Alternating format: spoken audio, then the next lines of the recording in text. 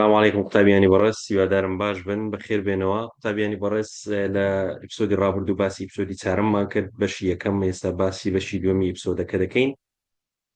لە ئیپسۆدی ڕابردوو باسیەوەمان کرد قوتابیان کە گەشتەکە دەستی پێ کرد و با بڵێین لە کاتی خۆر هەڵاتن کە خۆر هەڵات دەستی پێ کرد و یەکێک لە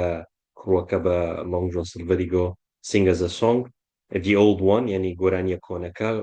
Long John Silver و گۆرانیی go carried Jim back to the Admiral Benbow as if the captain was singing and Jim knew the song very well لەبەر he had first heard from Captain Bill ئەو گۆرانیە 15 men on the dead man's chest yo ho ho أنا بطل بڕە دەرباسی ئەوانەمان کرد قوتابیانی بەڕێز لە ماوەی گەشتەکە کۆمەڵک شت ڕوویدا لەوانە the ship proved to be a very good ship با بڵێن هیسپانیۆلا سلمان دیکە کەشتێکی چاکەوە crew were very experienced ئەو تاقمە زۆر ئەزمون بوون و Captain Smolin knew what he was doing ئەوە نەبوو و جیم دەڵێ یەک دوو شت ڕوویدا دوو سێ شت ڕوویدا با بڵێن which I should tell you about یەک لەوانەی کە باسمان کرد لە ڕابردوودا گوتی باسی Mr. Arrow first Mr. Arrow was worse than the captain had feared زۆر خراپ بوو لەبەرەوەی he had no control over the crew هیچ کۆنترۆڵێکی نەبوو لەسەر کڕوەکەی the crew did what they liked بەکەیف خۆیان بوون he was sent below the deck because he couldn't work properly and he acted like a man who was drunk وهروەها گوتمان يعني مادام دەی خواردەوەوانە but Jim دەڵێ no one knew where he could be getting those drinks کەس نەیدزانێ خواردنەوەوانە لە چێ دەینی no one was surprised or sad. Therefore, one dark stormy night, he felt Mr. Arrow disappeared and was not seen again. Captain Smollett Guti, he must have fallen over the side of the ship. Guti pێدەچی کەفتە بێ خوارێ Captain Smollett بەسەرتنتی وی گوت. ئەم باسی ئەوردەکاریانەمان کە قوتابیان دوای Long John Silver was very friendly and the whole crew seemed to like him. پێدەچوو زۆر کەیفیان بە لۆنگ جۆن سیلڤەری ئەو باسی ئەوردەکاریانەی ئێپسۆدی ڕابردووە و دوای باسی پاڕۆتەکەی کرد يعني he really با بڵێن Captain Long John Silver was really glad to see Jim in the galley يعني لەو چێشتخانەی کە لەوێ بوو و پاڕۆتەکەی بە جیمی ناسان پاڕۆتەکە گوتمان ناوی Captain Flint بوو و Captain Flint دوو ناوە یەکەچیان the pirate چەتەکەیە کە the most dangerous pirate ئەوی کەشت پاڕۆتەکەیە وەروە باسیەوەی کرد pieces of eight چ بوو piece of eight گوتمان زۆرێک لە پارەی بوو کە پاڕۆتەکە زۆر دووبارەی دەکردەوە و باسی ئەو چۆڕۆکەی کرد کاتە ئەو وردەکاری بەشی ئیپسۆدی چارەمی بەشی یەکەمە ئێستا دێنە بەشی دووەم what I heard in the apple barrel ئەوە دووەم شتە کە جیم باسی دەکات جیم دەڵێ دووسێ شت ڕوویدا دەبێت لۆتان باس بکەم یەک لەوان باسی مستەر ئاڕۆی کرد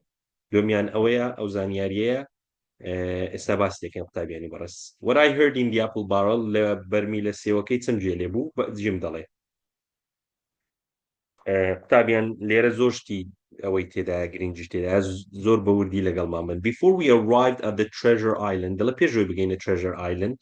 پێشەوەی بگەینە دوورگەی گەنجینە something happened that dramatically changed what I thought of Long John Silver کاتە پێشەوەی بگەنێ قوتابیانی بەڕێز پێشەوەی بگەنێ تەک ڕوویدا کە تەواو بیرۆکەی و ڕوئیای جیمی گۆڕی دەربارەی لۆنگ جۆن سیلڤەر چونکە گە بیرتان بیگوتمان لۆنگ جۆن سیلڤەر لە با بڵێن لە سپایگلاس ئین کە ئەو کاتی جیم هەستی کرد لە he was confused نەیدەزانی ئەوە ئەو لۆنگ جۆن سیلڤەرێک کە کاپتن باسی کردیان ئەو لۆنگ جۆن سیلڤەرە نییە بەڵکو وەچی Harry had come back empty handed و هەروەها he had been shouted at by Silver ئەوانە Jim he felt sure that Long John Silver is honest man وەی زانیەکە کە لە پیاوە چاکەکان و honestە کەواتە لێرە دەڵێ dramatically changed everything هەموو شتێکی گۆڕی با بزانین لۆ on the deck of the ship was a barrel of apples کەواتە یەک barrel یەک بەرمیلی سێوە قوتابیانی بەڕێز باشە on the deck of the ship يعني لەسەر ڕووی کەشتیەکە بەرمیلێکی سێوی هەبوو بەرمیلێکی سێو هەبوو باشە a barrel of apples زۆر باشە one evening دەڵێ با بڵێن ئێوارەی when I had when I had finished work ئیشی خۆم تەواو کرد I went on the deck to get an apple چوومە سەر ڕووی کەشتیەکە بۆی هەندێک سێو بینم بۆی سێوێک بینم باش I climbed into the barrel و دەڵێ I climbed into the barrel یعنی وەکو بڵێ بازمدا بەسەری و چوومە ناو ئەوەکەی لەبەرەوەی دەستی نەگەیشتە سێوەکەی با بڵێ I climbed into the barrel and I found there were hardly any apples left يعني وەکو بڵێ هیچ سێوەک نەمابوو باشە لۆ لەبەرەوە دوو جار نێگەتیڤ کرایە hardly و any hardly any apples left وەکو بڵێ پارچە سێوەکە کە پارچە سێوەک مابی باشە لە ڕسمەکەی دیارە سێوی تێدایە بەس وەکو مانایەکە ئەو هایە بەو شێوە قوتابیان واکە لە وزاری هاتەوە لەبەر چ Jim went up on the deck to do what چ بکات یان لۆ چووە ناو ئەپڵ بارۆڵەکەی هیچ هۆکارێک نییە جگە لە هۆکاری ئەوەی to get an apple يعني to get an apple لۆی سێوەکی بخوا باشە to get an apple چکەوە تا لێرە دەڵێ I went up onto the deck to get an apple باشە بەڕێزان زۆر باشە but sitting down there in the dark بەڵام لەوێ کە دانیشتم و تاریکی شەو dark with the gentle movement of the ship وەلەگەڵ لەرینەوەی کەشتیەکەی لەرینەوەی کەشتیەکەی لەرینەوەی ئارام gentle movement of the ship واتە جەوەکی ئاهادێ بووە I must have fallen asleep يعني کەوتمە خەوەوە باشە نووست خەوی لێکەت لەوانێ ماندی بووە و دواییش شەوەکە تاریک بووە و ناو بەرمیلەکەش تاریک بووە و باڵین لەرینەوەیەکی نەرمی کەشتی بە تەکید وەر لێ دەکا خەوت لێ بکەوی کەواتە Jim must have fallen asleep هۆکاری fallen asleep جیمی چ بوو کە کەوتە خەو ئەوە must have fallen asleep تەمان قوتابیانی بەڕێسێتنتیە لە پاستا هۆکارەکەی چ بووە dark يعني darkness و هەروەها gentle movement of the ship ئەو هۆکارەکە بووە suddenly I woke up بەڵام کە هەستامەوە با بزانین جیم بەچە هەستاوە suddenly I woke up as someone sat down heavily against the barrel کە کەسێک بە قەیمی دانیش و پشتی خۆیدا بە بەرمیلەکەی باشە کەسێک بە قەیمی دانیشت پشتی خۆیدا بە بەرمیلەکەی هاگە سیر بکە قوتابیانی بەڕێز لێرە جیم ئەوە دەستە ناو بەرمیلەکەی لێرەوە لە ناو بەرمیلەکەی و سێوەکەی دەخوا لێرە وەکو بڵێەوە خەریکە خەوی لێ دەکەوی لێرەش دەڵێ کەسێک پشتیدا بە بەرمیلەکە مەبەستی لۆنگ جۆن سدبەرە ئەو کەسەیە قوتابیان لۆنگ جۆن سدبەر زۆر باشە then the man began to speak پیاوەکە دەستی کرد بە قسەکردن it was Silver's voice frightened and I was frightened and sat and listened دەڵێ ئەوە دەنجی سلڤەری بوو کاتە و کەسەی پشتی بە بەرمیلەکە دادا چێ بوو لۆنگ جۆن سلڤەر بوو لێرە جیم دەڵێ ترسام باشە دەڵێ ترسام I sat دانیشتم و جێم گرت با بزانین چ دەبی قوتابیانی بەڕێز لێرە سلڤەر لەگە کەسە قسەی دەکا یەکێک لە ئۆنستمانەکانە یەکێک لە پیاوەکانی سکوایری قوتابیانی بەڕێز ئەگەر بەبیرتان بی ئەمە باسی ئەوەمان کرد گوتمان دوو وەجبە نەفەر یاخود کڕوو هاتنە ناو کەشتیەکەی دوو وەجبە دامەزران وەجبەیەکیان لەگەڵ لۆنگ جۆن سلڤەری بوون وەجبەیەکیان هی سکوایری بوون ئەو کەسەی کە ئێستا لۆنگ جۆن سلڤەر قسەی لەگە دەکا لەگەڵ سکوایریە باشە یەکێکە لە ئۆنستمێنەکان یەکێکە لە پیاوە باشەکان سلڤەر قسەی لەگە دەکا لەبەر چ to join باشە ئەوەی بنووسە to join the pirates لۆی هاوبەشیان لەگەڵکە یاخود لەگەڵ یان بی و ئەوان چی بڵێن ئەوەی بکات باشە to join the pirates no Flynn was the captain I said not no Flynn was the captain not I said Silver کەواتە قوتابیان ئەگە دیقەت بدەن دەڵێن no Flynn was the captain مانای وایە پێشترش قسەیان کردیە کە ئێستا هاتنی ئەپڵ بارڵەکەی بەشەکی قسەکەیە هەموو تەواوی قسەکەی نییە لۆ دەبرێت no Flynn was the captain هەنی وەکو وابی دیک ئەو کەسە ناوی دیکە قوتابیانی بەڕێز پرسیاری لێکردبی پرسیارەکەش لێرە لە مەشارەکە نییە ئەوەندە هەیە کەواتە پێشترش قسەیان کردیە بەڵام ئێستا دێنە لای ئەپڵ بارڵەکەی قسەی دەکەن جیم جێ لێ دەبی no Flynn was the captain دەڵێ Flynn captain و not I من کاپتن نەبووم ئێر لۆنگ جۆن سلڤەر باسی ڕابردوو دەکات قوتابیانی بەڕێز کە لەگەڵ کاپتن فلنتی بوونە لەگەیەک بوونە لەسەر کەشتیەکەی با بزانین ئیشی سلڤەری چ بووە و چیان بە ساعتیە باسی ڕابردوو دەکات I looked after the supplies ئەمن ئاگام لە کەلوپەلی ناو کەشتیەکەی بوو لەسەر کەشتی فلنتی پاشەگە لە ئیمتحانی وزاری بێتەوە لۆنگ جۆن سلڤەر on Flint's ship چی دەیکرد ئیشی چ بوو looked after the supplies ئیشی ئەوە بوو ئاگای لە کەلوپەلەکان بی دەڵێت I lost my leg at the same time Pew lost his eyes ئاها قوتابیانی بەڕێز دەڵێ من قاچم لە دەستدا لە هەمان کاتی کە پیو بڵایندمان چاوی لە دەستدا چاوەکانی لە دەستدا باشە lost his eyes کەواتە لێرە بۆمان بەدەر دەکەی قوتابیانی بەڕێز لۆنگ جۆن سلڤەر و پیو بێکەوە ئیشیان کردیە لە کەشتێکەی فلنتی بۆ نەتەقینەوە بۆ شتێک بووە ئەو هایان بە ساتەیەکە چیان قاچی لە دەستدایە کە چەند چاوی لە دەستدایە کەواتە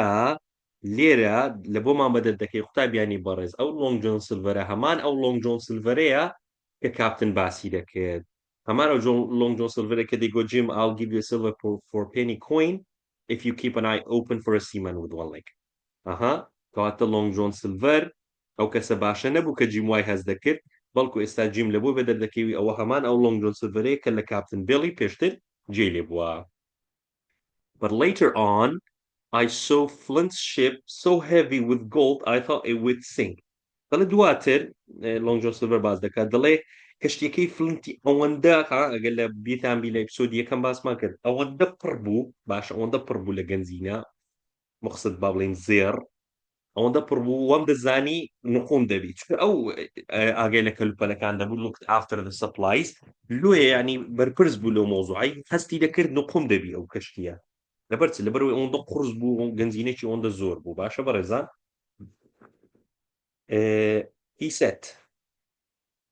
he said another voice of Dick يعني Dick ئەو کەسەیە کە لۆنگ جۆن سلڤەر دەیەوێت قسەی لەگە بکات the youngest man on board گەنجترین پیاوە لەسەر ڕووی کەشتیەکەی گەنجترینیانە لەوانە قوتابی بپرسی بڵێ جیمە نەخێر جیم کابن بۆیە قوتابیان یەکێک نییە لە کڕوەکەی کاتە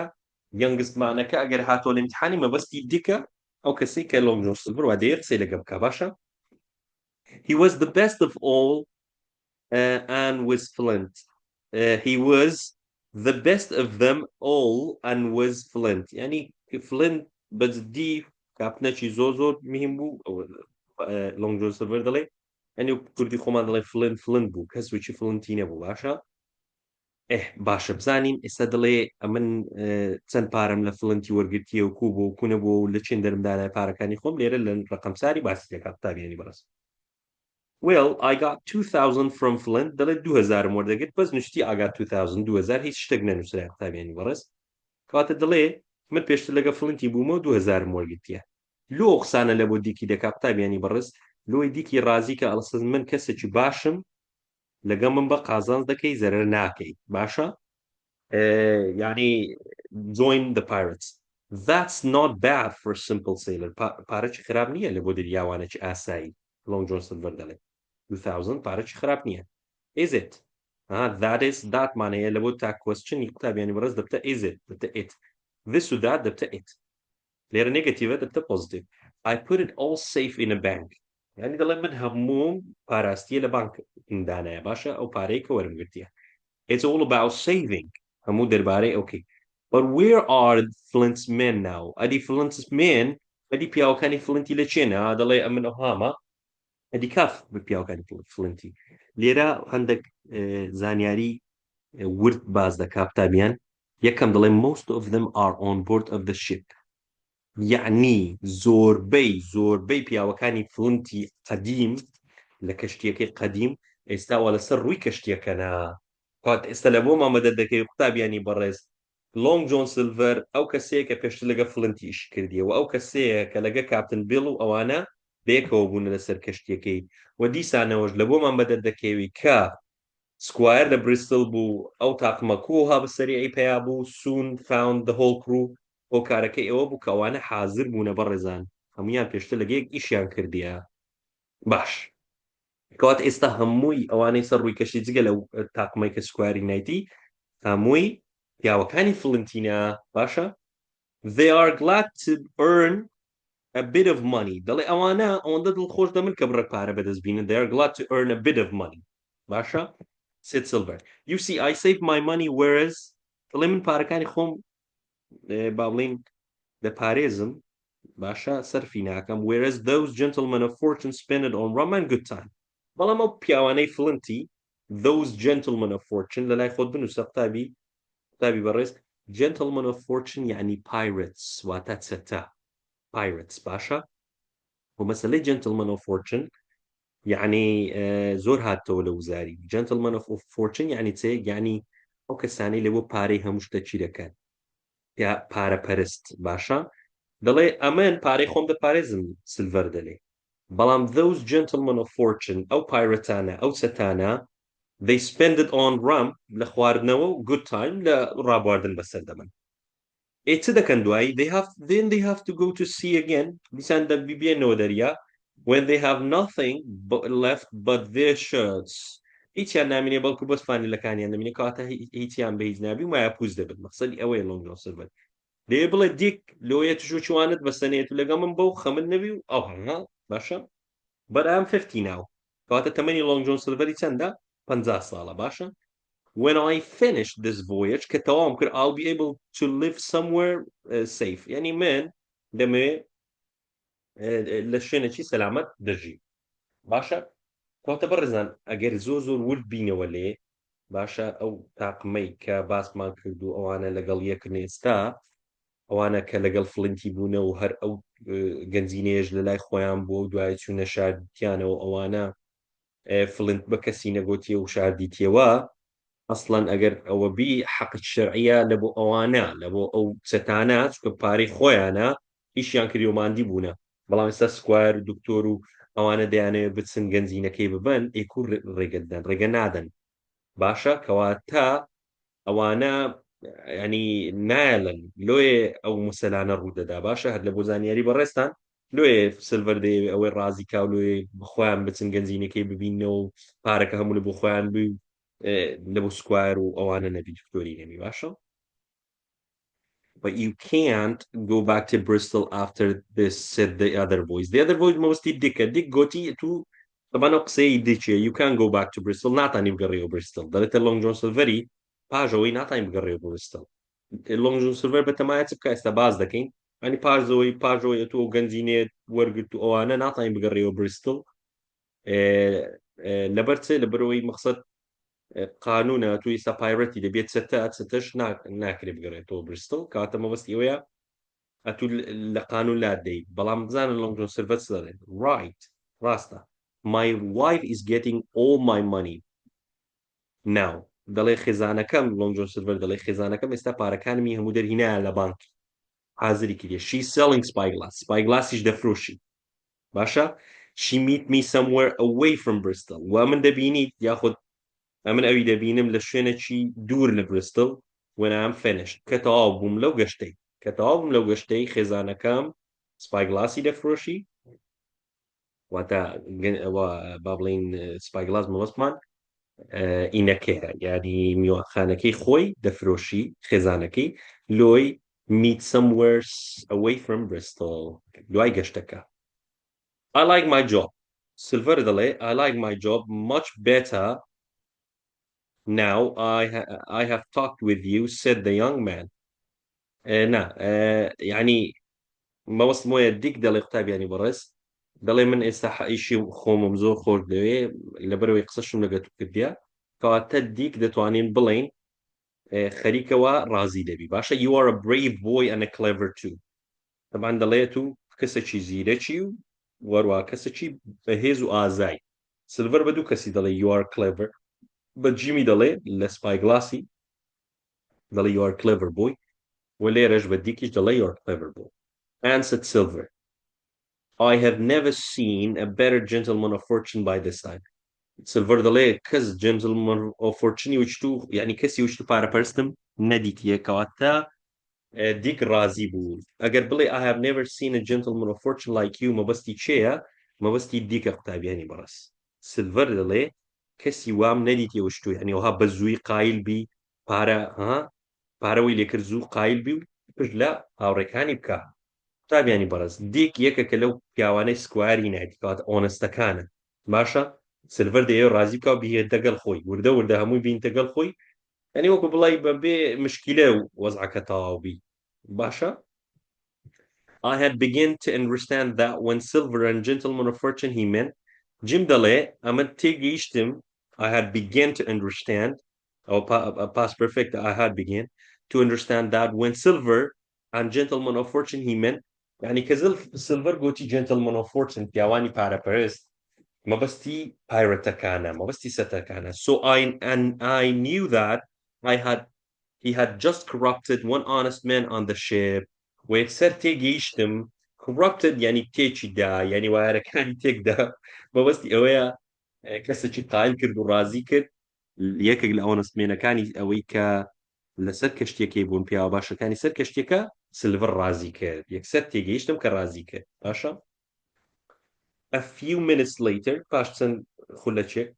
Silver called another man over the barrel کەسەشکە هاتە لای بەرمیلەکە سلڤر بانگی کرد Diggs with us گوتی دیگ لەگەڵمەیە باشە کەواتە لێرە لۆمان بەدەر دەکەوی ئەو کەسێک کە ئێستا دێ ئەوە Israel Hands قوتابیانی بەڕێز Israel Hands ئەوەیە ئەو ڕسمە ئەوە ئیزرائیل هەنسە بەڕێزان باشە بە ئیزرائیل هەنسی دەڵێت دیک is with us دەڵێت دیک لەگەڵمانە و کەواتە دیک جۆینی پایرەتەکانی کرد باشە هاوبەشی لەگەڵیان کرد و لەگەڵیان هاوکار دەبی لە ئیشەکەی باشە said Silver and I knew he would be replied the voice of the coxswain يعني coxswain مەبەستی ئەوەی ئەفسەری پلەیەکە بەڕێزان چی ئەو کۆکسنە ئەگەر لە ئیمتحانی هاتەوە کۆکسن Israel Hands Israel Hands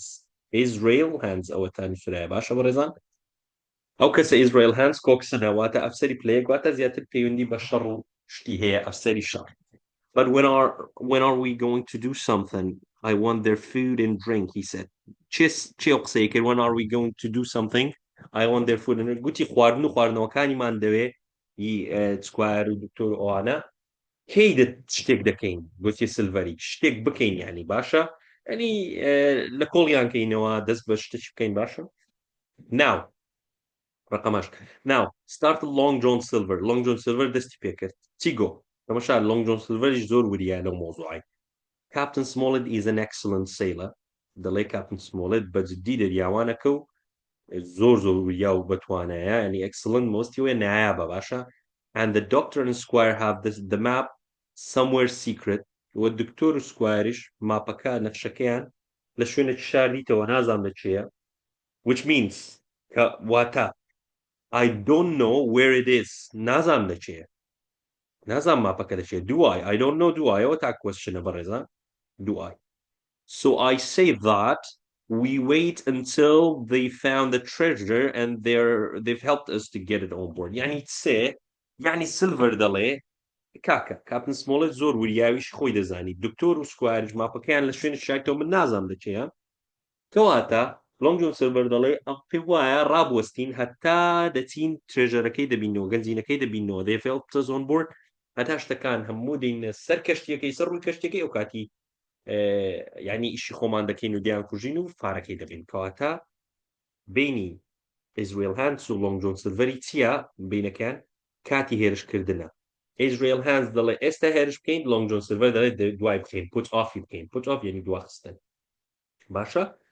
ئەوەیە ینی the agreement ینی قایل دەبن یا قایل نابن لەسەر ئەوەیە مۆزوعەکە باشە but we're all lost board of this ship cried Israel Hands we don't need Smollett or others دەڵێ we are all lost board this ship cried Israel Hands we don't need Smollett and others دەڵێ ئەمە Smollett و کاپتن و ئەوانەمان ناوێت Captain Smollett و سکوار و ئەوانەمان ناوێت we can sail the ship دەڵێ زۆر بە جوانی دەتوانین کەشتیەکەی لێ بخوڕین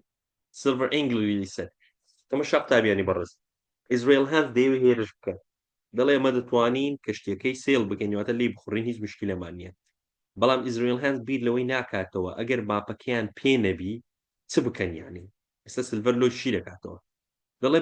but who would you know which direction to go باشە پێم بڵێ کو بڕۆین کو ینی ئێستا ئەوانەمان خست و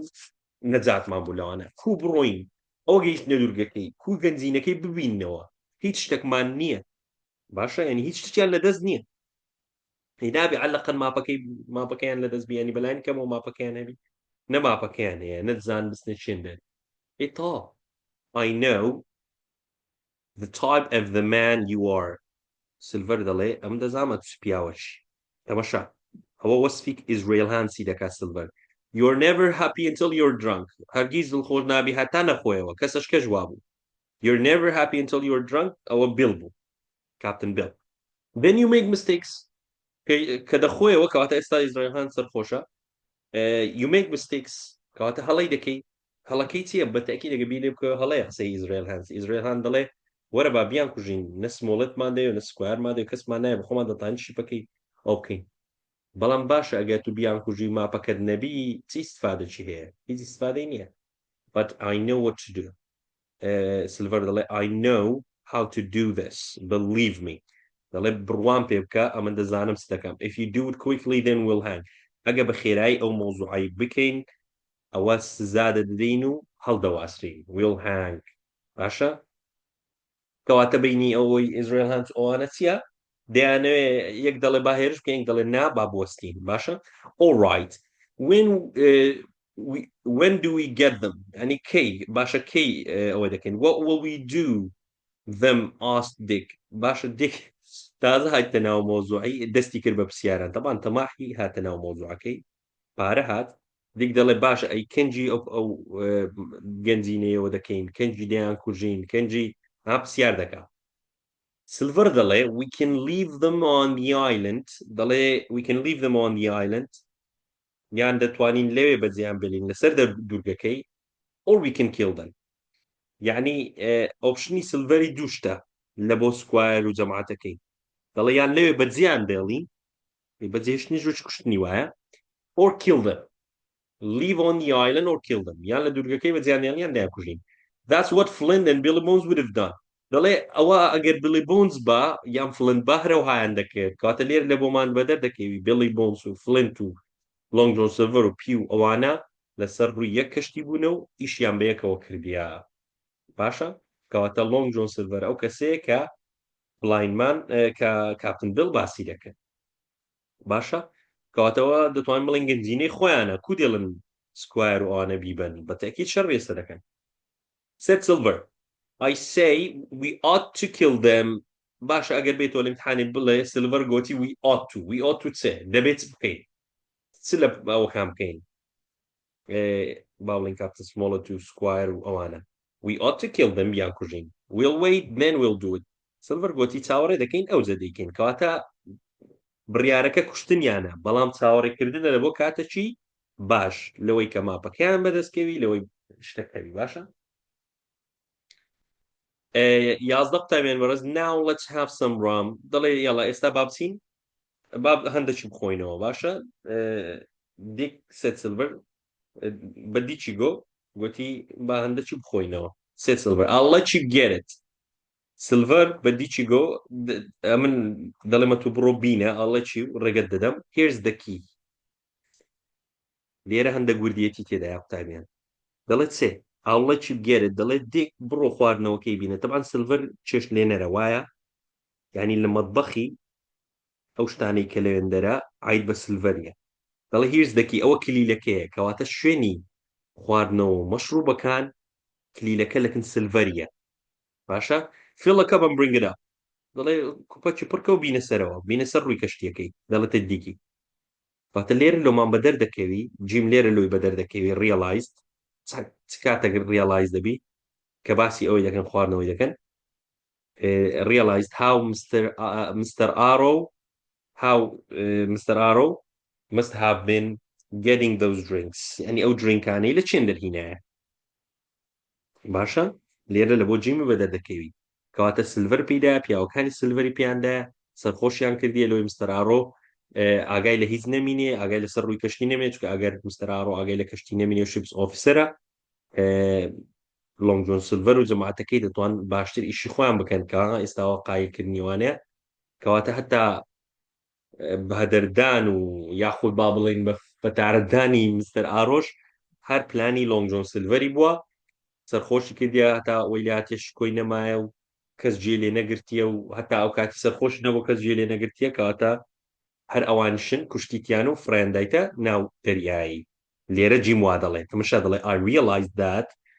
this must have been how Mr. Arrow must have been ئەوە پاسڤە certainty-شە. Mr. Arrow had got the drink that killed him. Mr. Arrow had got the drink that killed him. ئێستا زانیم